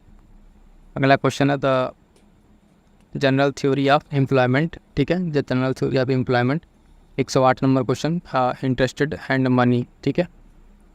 ये पुस्तक के लेखक कौन है, तो John Maynard Keynes, Karl Marx, William Phillips, Adam Smith, इसका राइट आंसर हो जाएगा option A John Maynard Keynes, ठीक है। General theory of employment, interested and money, ठीक है, ये जॉन मेनार्ड किन्स का उसमें लिखा गया है, ठीक। नेक्स्ट क्वेश्चन देखें, क्वेश्चन नंबर 109, कह रहा है निम्नलिखित कथनों में से कौन सा सरकार की प्राप्तियों के संदर्भ में सही है। तो देखेंगे कि सरकार की वे सही प्राप्तियाँ 109 है, ठीक है, वे सरकार की ये सही प्राप्तियाँ जो देनदारी उत्पन्न करती हैं, वित्तीय स्थितियों काम आती है, पूंजीगत कहलाती हैं, सही बात है। राजस्व की बात करें अगर, प्राप्तियाँ जिनके आधार पर सरकार पर दावा किया जा सकता है, तो ये गलत है। राइट आंसर हमको बताना है, तो केवल ऑप्शन ए यहाँ पे राइट आंसर हो जाएगा। क्लियर है। आइए नेक्स्ट क्वेश्चन देखते हैं, क्वेश्चन नंबर 110, उसमें क्या क्या गया, निम्नलिखित में से कौन सा पूंजी खाते के अंतर्गत आता है। तो प्रत्यक्ष विदेशी निवेश, विदेशी संस्थागत निवेश, सरकारी सहायता, सेवाओं का व्यापार, तो इसमें क्या आता है, तो आप देखेंगे कि प्रत्यक्ष उसमें पूंजी खाते में प्रत्यक्ष विदेशी निवेश, विदेशी संस्थागत सेवाओं का व्यापार नहीं आता है। तो 1 और 2 3 ये राइट आंसर हो जाएगा, ऑप्शन ए राइट आंसर हो जाएगा। 110 का ये राइट आंसर हो जाएगा। इसमें क्या क्या पूछा गया, पूंजीगत खाते की बात किया है, तो इसमें जो बस यही 3 चीज़ आते हैं, ये सेवाओं का व्यापार इसमें नहीं आता है। क्लियर है। ये जो है सेवाओं का व्यापार किस में आता है, तो ये आता है चालू खाते में, किस में, चालू खाते में आता है, तो इसलिए चीज़ का ध्यान रखेंगे। नेक्स्ट क्वेश्चन देखेंगे, क्वेश्चन नंबर 111, इसलिए क्या कह रहा है, क्वेश्चन नंबर 111 में कि बाल मुख्य रूप से जिस प्रोटीन से बने होते हैं उसे क्या कहा जाता है। तो आप जानते हैं कि बाल किससे बना होता है, ग्लोबुलिन, म्यूसिन, केराटिन या केशिन, तो राइट आंसर हो जाएगा 111 का ऑप्शन सी, केराटिन से बना होता है, ठीक है, इसी से ये बना होता है, और नाखून भी बने होते हैं, तो इसको काटने पर दर्द नहीं होता है। मिलान करने वाला दिया है तो थोड़ा देख लीजिए, विटामिन दिया हुआ है, एक तरफ सूची सेकंड दिया हुआ है, तो विटामिन सी किससे चला जाएगा, स्कर्वी चला जाएगा, ठीक है। विटामिन ए आपका रतौधी, ठीक है, यानी ए का आपका चौथा और सी का आप देखेंगे पहला, ए का चौथा, सी का पहला, ए का चौथा और सी का पहला, आपका ऑप्शन डी में मिल जाएगा, राइट आंसर हो जाएगा। खैर हम तो ऑप्शन पे पहुंच गए, लेकिन ये बाकी 2 चीज़ का देख लेते हैं। विटामिन B6 आप क्या हो जाएगा, ये एनीमिया, ठीक है, और आपका क्या बच रहा है, B1 बेरी, ठीक है, B1 जो है डी है ना, तो डी का आपका दूसरा बेरी बेरी, ठीक है। बाकी ये चीज़ हो जाए तो इससे विटामिन और उसके रोग को भी ध्यान में रखना है। नेक्स्ट क्वेश्चन देखें, क्वेश्चन नंबर 113। लोकटक झील को मॉन्ट्रियो रिकॉर्ड में कब शामिल किया गया था? तो 93 में, 94, 95, 96, ठीक है। इसका राइट आंसर क्या हो जाएगा? डायरेक्ट आपको ईयर बताना है। तो 1993 में, वर्ष 1993 में इसमें शामिल किया गया था मॉन्ट्रियल रिकॉर्ड में, ठीक है। क्योंकि ये जो है इसके क्या है, इसके पहले जो केवलादेव राष्ट्रीय उद्यान को शामिल किया गया था 1990 में, लोकटक झील को 1993 में। अगला क्वेश्चन है, ग्रीन शू ऑप्शन संबंधित है। ग्रीन शू ऑप्शन किससे संबंधित है? शेयर बाजार, बैंकिंग, बीमा क्षेत्र या बाह्य क्षेत्र। तो इसका राइट आंसर हो जाएगा ग्रीन शू एक ऑप्शन है जिसके लिए IPO के लिए जारी किया था, तो शेयर बाजार से संबंधित है। ऑप्शन ए राइट आंसर हो जाएगा। अगला क्वेश्चन उत्तर प्रदेश विशेष का ये क्वेश्चन है। उत्तर प्रदेश विशेष के लिए बता दें, उत्तर प्रदेश स्पेशल के लिए कंप्लीट वीडियो यहाँ पे यूपी स्पेशल के नाम से पढ़ी, ये प्लेलिस्ट बनी हुई है, वहाँ से सारे लेक्चर्स कर लीजिएगा। यूपी स्पेशल का आपका एक भी क्वेश्चन गलत नहीं होगा, ठीक है। फिर से एक बार चीज़ बता रहे हैं, यूपी स्पेशल के लिए कंप्लीट वीडियो पड़ी हुई चैनल पे, टॉपिक वाइज, चैप्टर वाइज है, आप कंप्लीट कर लेंगे। पहले कॉन्सेप्ट और प्लस उसके साथ MCQ के साथ डिस्कस है, तो जाकर फटाफट से देख लीजिए, एक भी सारे क्वेश्चन वहाँ से गलत नहीं होंगे। 115 का कह रहा है कि कौन सा सुमेलित नहीं है? शांडी पक्षी बिहार हरदोई सही है, सूर सरोवर बिहार आगरा, ठीक है। विजय सागर पक्षी बिहार महोबा सही है, पार्वती अरगा पक्षी बिहार प्रतापगढ़ यही गलत है, ठीक है। यही क्या है? गलत है। ये कहाँ पर है? तो ये जो है गोंडा में है। कहाँ पर है? गोंडा में है, तो गोंडा ध्यान रखिएगा, ये गलत हो जाएगा। राइट आंसर हो जाएगा ऑप्शन डी।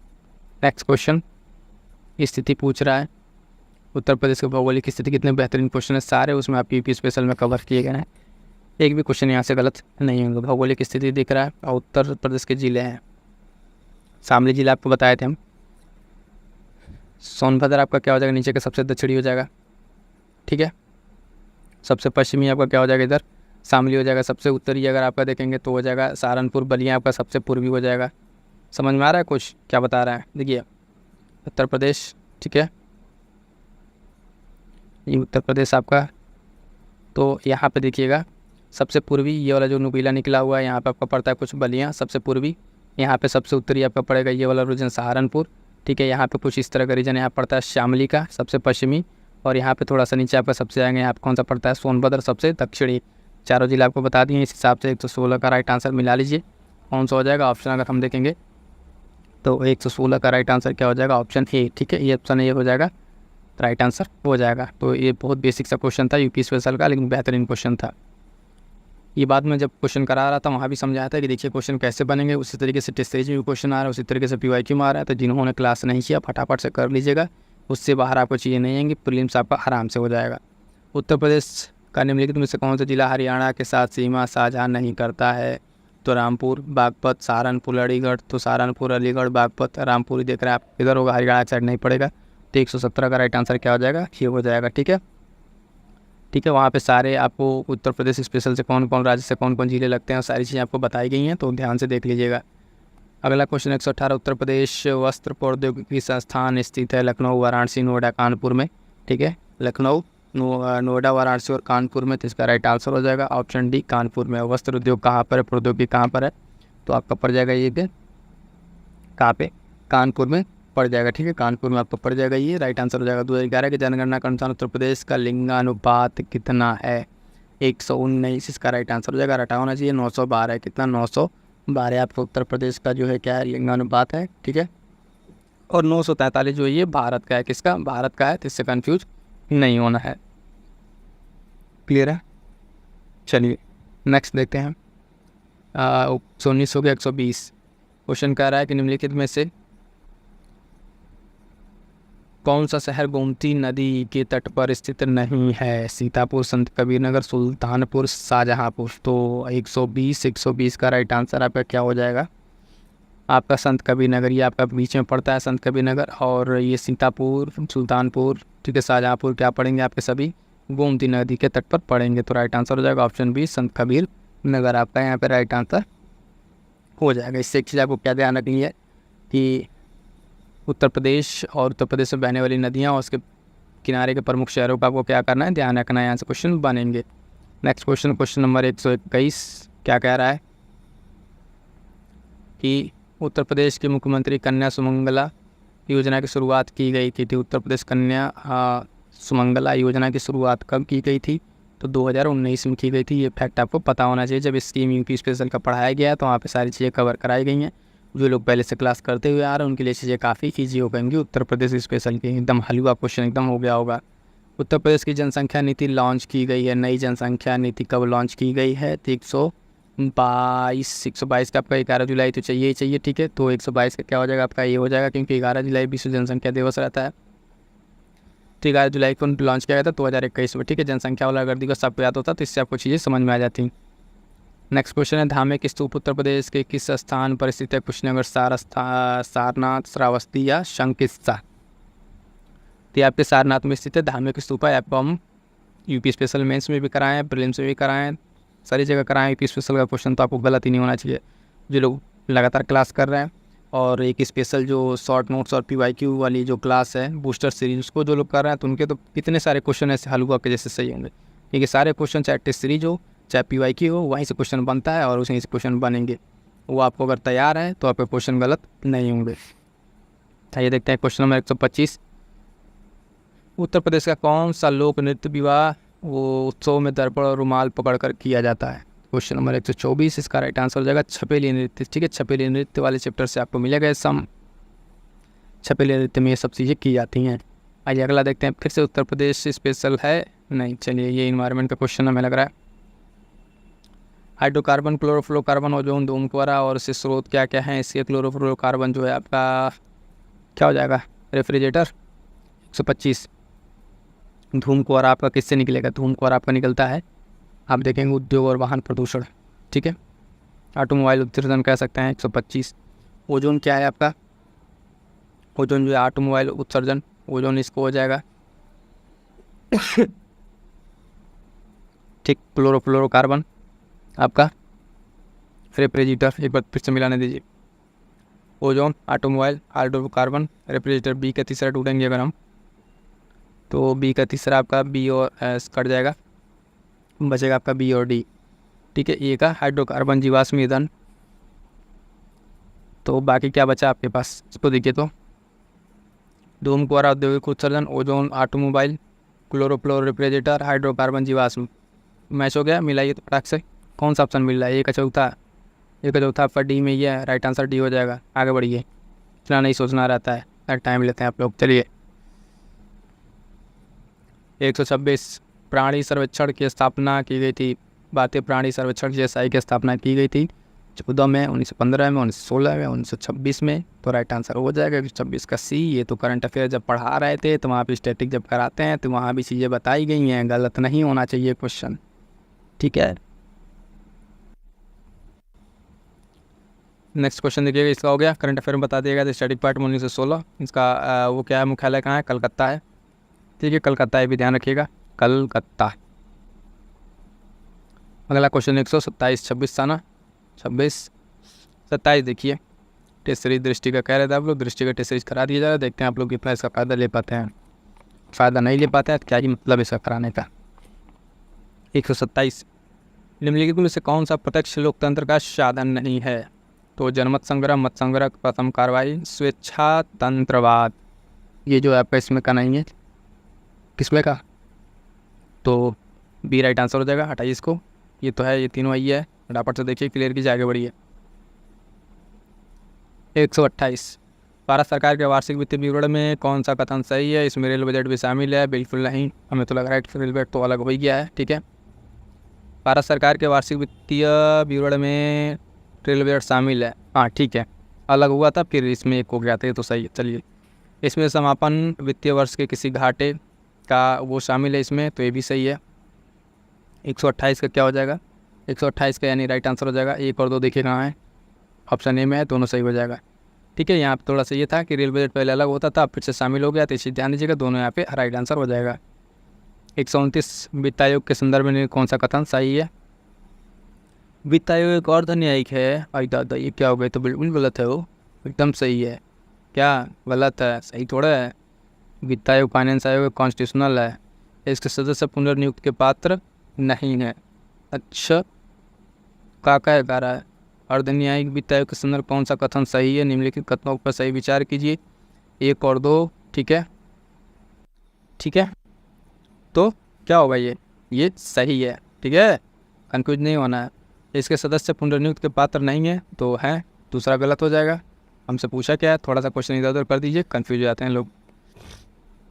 देखिएगा, तो अर्धन्यायिक है ये फाइनेंस कमीशन के बारे में जो है आर्टिकल आप देखेंगे 280 में आपको बताया गया है। ठीक है, यहाँ पे अर्धन्यायिक निकाय के रूप में इसको प्रावधान करता है और इसके सदस्य जो पुनर्नियुक्ति के पात्र हैं, यानी दूसरा गलत हो जाएगा। पूछ रहा है कौन सा से सही है।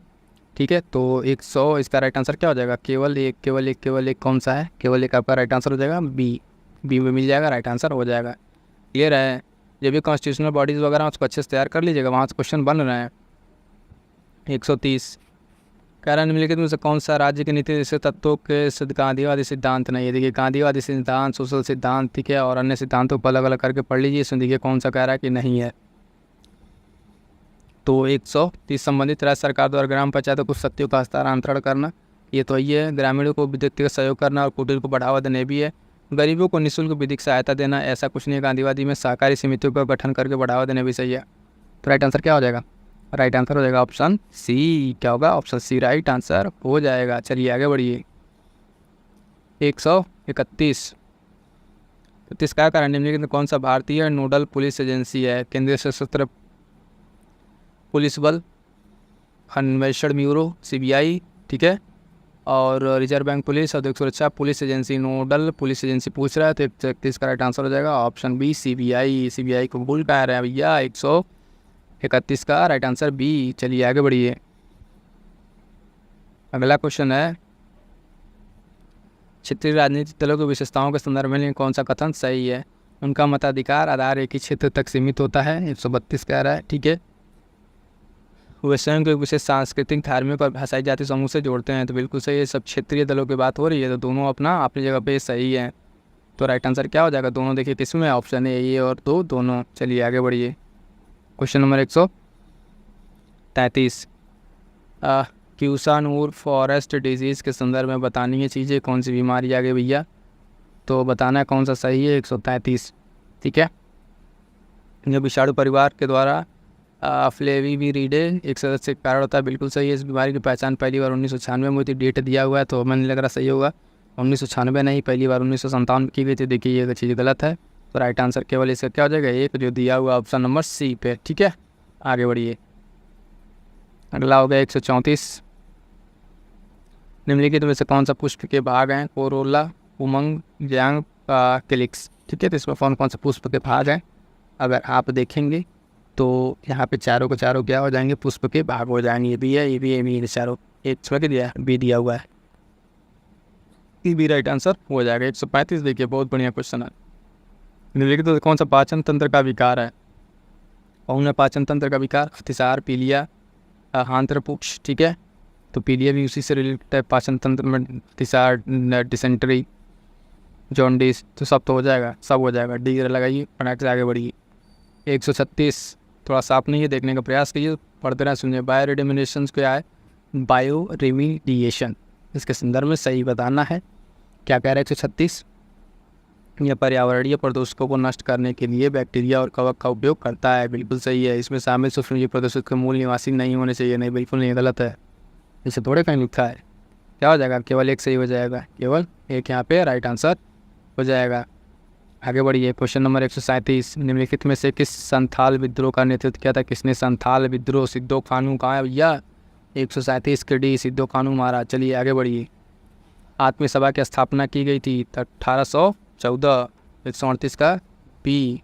ठीक है, दोनों क्वेश्चन कराए हुए हैं PYQ वाले, जो शॉर्ट नोट्स बनवाए थे, सीधे सीधे क्वेश्चन आ रहे हैं टेस्ट सीरीज के। तो इस तरह जो लोग टेस्ट सीरीज बूस्टर सीरीज नहीं कर रहे हैं फिर उन्हीं का नुकसान होगा। 139 का है भैया? कौन यंग बंगाल आंदोलन से जुड़ा हुआ है? यंग बंगाल आंदोलन। 139 तो कौन? सीतारामन, हेनरी डेराजी वो। ठीक है, यही तो है, बी राइट आंसर हो जाएगा। 147 का बी राइट आंसर हो जाएगा। सारे क्वेश्चन बूस्टर सीरीज से आ रहे हैं। जो लोग बूस्टर सीरीज कर रहे हैं उनको टेस्ट सीरीज करने में एकदम अलग ही मज़ा आ रहा होगा, क्योंकि यहाँ के सारे क्वेश्चन आपको नोट से मिल रहे होंगे। गोपाल कृष्ण गोखले की मृत्यु के बाद सर्वश्रेष्ठ इंडियन सोसाइटी का अध्यक्ष पद पर किसने संभाला? तो इसको संभाले थे कौन? श्रीनिवास शास्त्री जी संभाले थे। सीधा सीधा इसका राइट आंसर ऑप्शन सी हो जाएगा। ठीक है, अगला क्वेश्चन देखिए 141, DAV वैदिक स्कूल कहाँ स्थापित किया गया था पहली बार? तो ये पहली बार स्थापित किया गया था लाहौर में। ठीक है, कहाँ पे? लाहौर में स्थापित किया गया था। पश्चिमी शिक्षा को उसमें जो उसको रोकते हुए और नई जो अपनी शिक्षा थी उसको बढ़ावा देने के लिए स्वामी दयानंद सरस्वती द्वारा इसको स्टार्ट किया गया था। अगला देखेंगे पूना सार्वजनिक सभा की स्थापना, एकदम हल्का क्वेश्चन, सारे के सारे बूस्टर सीरीज से आ रहे हैं। PYQ जो अब तक 8 से 10 पेज का बना दिया गया है, रामबाड़ है, सारे क्वेश्चन मिल रहे हैं। इसी तरीके से प्रीलिम्स के फाइनल एग्जाम में आपको क्वेश्चन मिलेंगे। पूना सार्वजनिक सभा के बारे में बात करेंगे तो रनाडे जी कहाँ हैं? Option D MG Ranade right answer हो जाएगा।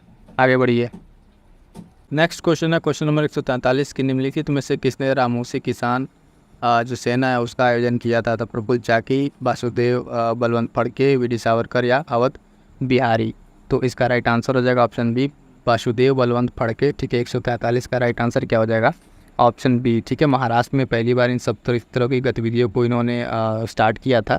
तो यहाँ पर इसका राइट आंसर होगा रामोसी किसान विद्रोह। ठीक है, बलवंत फड़के। क्वेश्चन नंबर 144, कथनों पर विचार करना है और प्रारंभिक व अंतिम गतिविधि जो इसी क्रोनोलॉजिकल ऑर्डर में सेट करना है। वेल्लोर विद्रोह, सतारा का विलय, श्वेत विद्रोह, भारतीय सांख्यिकी सर्वेक्षण की स्थापना। ठीक है, तो इसका थोड़ा सा इसमें जानने वाला है। आप सबसे पहले देखेंगे वेल्लोर विद्रोह तो जो है 1806। ठीक है, 1806 वेल्लोर विद्रोह। उसके बाद से आता है कि सतारा का विलय अब लगभग 1848 से 50 के बीच में इसका होता है। ठीक है, तो 1850। श्वेत विद्रोह क्या है? श्वेत विद्रोह जो है 1859 उसमें यूरोपियों के टाइम हुआ था।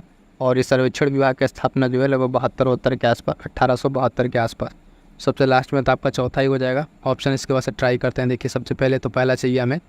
ठीक है, पहला चाहिए, दूसरा, तीसरा, चौथा। तो ये क्रोनोलॉजिकल ऑर्डर में ऑलरेडी अरेंज है। ठीक है, तो इसी तरीके का ये ऑर्डर हो जाएगा 1806, कोई 50 के आसपास। ठीक है, 59 और ये 72 के आसपास। नेक्स्ट क्वेश्चन देखेंगे, महाराष्ट्र के किस सुधारक को लोक हितवादी के नाम से जाना जाता है? MG रनाडे, गोपाल कृष्ण गोखले, पंडित रमाबाई, गोपाल हरि देशमुख। ठीक है, तो 145 का राइट आंसर हो जाएगा ऑप्शन डी, गोपाल हरि देशमुख को जाना जाता है लोकहितवादी के नाम से। अगला क्वेश्चन देखेंगे, प्रश्न, निम्नलिखित में से कौन सा मेंडेलियन आनुवांशिकी विकार नहीं है? ठीक है, तो हीमोफिलिया, सिस्टिक फाइब्रोसिस है ना, Klinefelter syndrome, sickle cell anaemia. तो 146 का राइट आंसर हो जाएगा ऑप्शन सी, क्लाइनफेल्टर सिंड्रोम। ठीक है, ये जो है क्रोमोसोम का इस तरीके का डिजीज़ है, इसमें इसका कोई इसमें वो नहीं है। ठीक है, अगला, जलवायु परिवर्तन पर अंतर सरकारीय पैनल, ठीक है, IPCC की स्थापना किस वर्ष की गई थी? 1800 पहले देखें 1968। ठीक है, 1988, 92 और 96। ठीक है, तो इसका राइट आंसर हो जाएगा 47 का बी, 1988 में इसकी की गई थी, स्थापना की गई थी। ठीक है, इसको की गई थी स्थापना जो है WMO, ठीक है, world meteorological department plus UNEP की सहायता से की गई थी 1988 में। नेक्स्ट क्वेश्चन देखते हैं, क्वेश्चन नंबर 148, मिष्टी पहल संबंधित है, तो ये तो मैंग्रोव से संबंधित था, बजट में ये आया भी था। ठीक है, तो आर्द्रभूमि, जलवायु परिवर्तन, औषधि परिवर्तन। ठीक है, लेकिन है किससे संबंधित है? मैंग्रोव वृक्षारोपण से संबंधित था। मिष्टी पहल बजट में ये चीज़ मेंशन थी। 149, निम्नलिखित में से कौन सा प्रजाति आयुष्यन की स्थिति में सुमेलित नहीं है? ठीक है, तो 149 के बारे में अगर हम बात करेंगे, सुनहरा लंगूर लुप्तप्राय सही है, सुनहरी महासीर खतरे के बीच, ये जो है बी, ये मैच नहीं है। ठीक है, मालाबार सीवेट जो है सही है, और नीलगिरी तहर जो है कमज़ोर। ठीक है भी, ठीक है, तो बाकी जो आपका यहाँ पे दिया हुआ है सुनहरी महासीर। ठीक है, सुनहरी महासीर की अगर हम बात करेंगे तो इसका क्या स्टेटस है यहाँ पर? ठीक, तो ये वाला लुप्तप्राय वाले में नहीं है। तो 100 बी था ना, बी है, तो बी वाला सुनहरी महासीर जो है ये खतरे के बीच, ये वाला ऑप्शन आपका गलत दिया हुआ है। ठीक है, तो आई होप सब कि आपको ये समझ में आ गई होंगी। क्लियर है? चलिए, तो इसका जो है क्या था, संकट नहीं, ये संकटाग्रस्त है। ठीक है, तो ये चीज़ यहाँ पे। और आपका लास्ट क्वेश्चन देखेंगे, नेक्स्ट क्वेश्चन 150 और लास्ट आज के टेस्ट सीरीज का, वायु गुणवत्ता पूर्वानुमान अनुसंधान प्रणाली सफ़र जो है एक पहल है। किस चीज़ के लिए पहल है ये? तो पर्यावरण के लिए बिल्कुल नहीं, पृथ्वी विज्ञान मंत्रालय की पहल है। तो राइट आंसर हो जाएगा ऑप्शन बी। ठीक है, विज्ञान प्रौद्योगिकी मंत्रालय और शहरी विकास मंत्रालय। राइट आंसर हो जाएगा ऑप्शन बी, पृथ्वी विज्ञान मंत्रालय। राइट आंसर हो जाएगा ऑप्शन बी। ठीक है, क्लियर है? यहाँ तक कंप्लीट हुआ। अब जो है एक चीज़ आप लोग ध्यान रखिएगा कि ये चीज़ आपको करा दिया गया। अब इस टेस्ट सीरीज़ को आपको कैसा लगा, टेस्ट सीरीज़ और आगे कंप्लीट करानी है, कोई और टेस्ट सीरीज़ करानी है, दृष्टि हो, GS वर्ल्ड हो या फिर अदर हो, ठीक है, तो आप लोग कमेंट करके बता दीजिएगा। बाकी अदर जो भी वीडियोज़ आपके लिए चैनल पर पड़ी हुई हैं, खास करके प्रीलिम बूस्टर सीरीज़ और 2 चीज़ बताएं, कोई करंट अफेयर, इस चीज़ को मिस मत कीजिएगा। टेलीग्राम चैनल ज़रूर ज्वाइन कर लीजिएगा, वहाँ से आपको सारी अपडेट्स मिल जाएंगी और इंपॉर्टेंट नोट्स और नोट्स आपको मिल जाएगा। ठीक है, मिलते हैं किस नेक्स्ट वीडियो में, तब तक के लिए थैंक यू सो मच।